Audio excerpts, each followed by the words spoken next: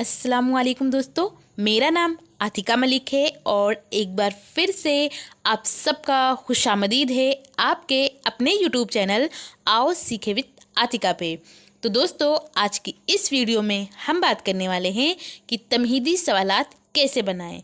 और आज का जो हमारा उन्वान है यानी टॉपिक है, इसका नाम है हाथी। तो पहले हम ये समझेंगे कि तमहीदी सवालात कहते किसे हैं।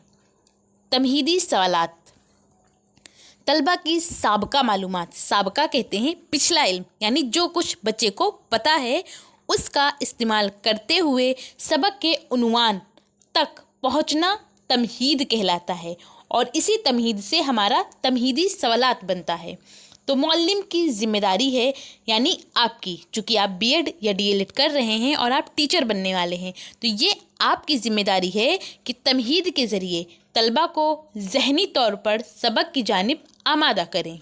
तमहीद के लिए सवाल व जवाब का तरीका इस्तेमाल किया जाता है। तमहीदी सवालात को अगर तरतीब के साथ पूछा जाए तो तलबा बहुत आसानी के साथ उन्वान तक पहुंच जाते हैं।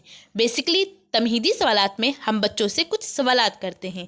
मान लीजिए पहला सवाल आपने बच्चों से पूछा, तो जो जवाब बच्चों ने दिया उसी जवाब से हमें अगला यानी दूसरा सवाल बनाना होता है। और फिर दूसरे का जो जवाब देते हैं बच्चे, उस जवाब से हमें तीसरा सवाल बनाना होता है। तो ये थोड़ा डिफ़िकल्ट होता है। तो हम ऐसे कर के 4 से 5 क्वेश्चन बच्चों से पूछते हैं और फिर जिस टॉपिक को हमें पढ़ाना होता है उसका नाम हम बच्चों के मुंह से निकलवाते हैं। हम उनके लिए इतनी आसानियां कर देते हैं कि वो खुद ही उस टॉपिक का नाम ले लेते हैं, समझ जाते हैं। तो मैंने बनाने की कोशिश की, आई होप आपको पसंद आए।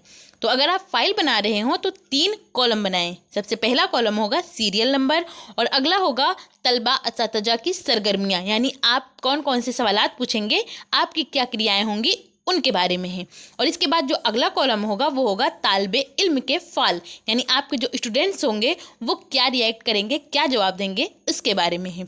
तो सवाल नंबर पहला आप बच्चों से पूछिए कि जंगल का राजा कौन है। तो बच्चे ये सारे एक जैसा जवाब देंगे और बच्चे बताएंगे शेर, क्योंकि शेर जो है ये जंगल का राजा होता है। तो इसके बाद इसी शेर से आपको अगला सवाल यानी दूसरा सवाल बनाना है कि शेर एक क्या है। तो बच्चे बताएंगे शेर एक जानवर है। फिर इसी जानवर से आप अगला सवाल बनाइए, सवाल नंबर तीसरा, और बच्चों से पूछिए कि सबसे बड़ा जानवर कौन है। तो बच्चे बताएंगे हाथी।